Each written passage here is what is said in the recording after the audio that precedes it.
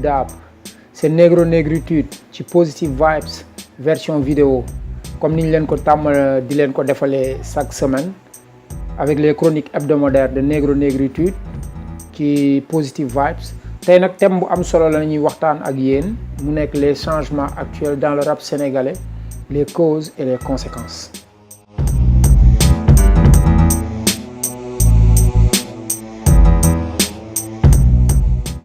mais avant ñuy ñëw ci cause ak conséquences yi dañuy ñëw tuuti ci historique gu rap parce que dañuy jéem a xool contexte bi ak anam yi rap bi juddoo. aux États-Unis premier groupe yi ko njëkk a def African Bambaataa, Zulu Nation, ñoom Karis One, Public Enemy, Naughty by Nature, ñeneen ak ñeneen ba wàcc ci génération yi ci suuf dañoo amoon benn gis-gis bi mooy lan société bi dañuy beddi ñenn ñi. injustice dafa am régime bi fa nekk bàyyiwul xel ñenn ñi mais dafa yëkkati ñenn ñi teg ko ci kaw ñi ci des ñu ne il faut que ça change. dans les ghettos gis nañ situation bi ni mu demee woon ñu ci bëri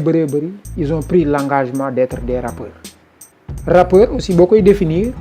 porteur de voix la. rap aussi suñ koy classer parmi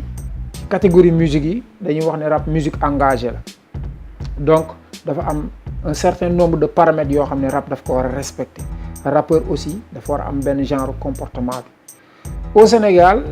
ñoo ngi ci jot dans les années 1988 ñu nekkoon ci benn contexte boo xam ne dafa xawoon difficile ci ñenn ñi. pourquoi? parce que 88 l'année universitaire était un peu perturbée ñu gisoon ne amoon na ay jafe-jafe ci côté njàng mi. société aussi amoon na yu bëri yoo xamante ne ni ndaw ñi ñu ngi ko doon seetlu di ko ñaawlu puusoon na ñenn ñi aussi bañ nekk ay porteurs de voix te rap bi ñi ko njëkk a pratiquer ay groupe lañ formé woon mu nekkoon benn esprit collectif. PBS, Pifras, Daara J, VIB, gëstu ba wàcc ba ci ñoom Ñuute Rapadio ba wàcc ba ci yeneen ak yeneen i groupe ñu gis ne dañoo amoon benn gis-gis en plus dañoo amoon vécu ba taxoon aussi ci ghetto yi wala ci quartier populaire yi yu mel ne Médina, Grand Dakar, Fass, Guédiawaye, Pikine rap bi commencé di fa émerger. maintenant société bi aussi accepté woon nañu rap bi accepté woon nañu rappeurs yi même si et seulement si au départ dañ ko gisoon ne affaire xale la mais bi ñu demee ba gis ne rap bi aussi am na ndëgërlaay am na taxawaay ci la ko public bi accepté mag ñi ak xale ñi ñëpp dañoo xawoon adhéré aussi jox ko nopp di ko déglu. jamono bii nag nemeeku nañ ne rap bi am na ay changement ay retouches yoo xam ne nouvelle génération indi nañ ko am na ñenn ñoo xam ne daf leen a xaw a jaaxal am na ñoo xam ne daf leen a xaw a metti. maintenant changement yi ñu observé maanaam yi ñu seetlu changement ci forme bi la changement ci fond bi. suñ ne ci forme bi style bi amoon xawoon accessible selon certains muy le rap classique nee nañ dañ ko tayle indi ay nouvelles sonorités yu mel ne afrobeat yu mel ne trap music yu mel ne dirty south kooku forme bi la. ci fond bi bu njëkk engagement moo amoon ak ay textes yoo xam ne pour teewal société bi la mais dañoo gis ne lu ci bëri actuellement fond bi ego trip la, clash wala amour. maintenant dañuy xool loolu lan moo ko sabab. bu njëkk ñu ci bëri nekkoon ci rap bi dañoo am bac soog a engagé wu ñi nga xamante ni jànguñu woon aussi amoon nañ 20 ans soog a dugg ci rap bi ce qui veut dire que ñoom dañoo amoon vécu amoon expérience nekk ay mag nekk ay rappeurs mais jamono bii boo seetee ñi ci ëpp c'est des moins de 20 ans ñenn ñi amaguñu bac ñenn ñi jànguñu donte nekkul ne rap ku jàng rek moo ko war a def même mun nga bañ a jàng aussi am expérience mature mun ko def mais ñu ci bëri actuellement ñu koy appliquer ay xale lañ loolu benn blocage la. beneen bi aussi dañoo seetlu ne ci côté rappeurs yi dafa am benn genre manque d'engagement parce que rap comme musique engagée la ki koy def bu engagé wul aussi day feeñ donc loolu aussi problème la boo xam ne nit ñaa ngi ciy waxtaan.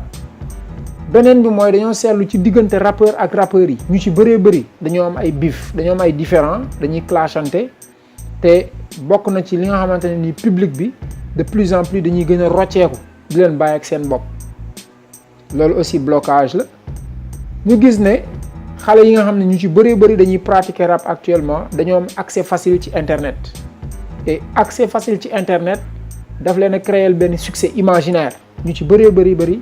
dañuy imaginer benn succès boo xamante ni yaakaar nañ ne moo fa nekk alors que succès boobu nekku fi. loolu aussi problème la. donc ñu inonder réseaux sociaux yi avec des clips,